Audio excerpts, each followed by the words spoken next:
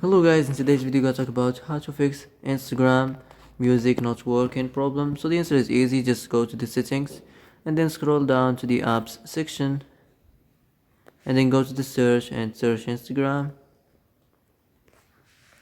and then go to the storage and here you will find this clear cache option. Click on it. You can go check it if it worked. If it didn't, you can try to restart your phone or turn on the airplane mode or the Bluetooth mode. You can also try to clear data, but be careful. If you clear data, all the Instagram's data will be deleted. This includes all files, the settings, the accounts, the databases, etc. So be careful if you wanna clear your data.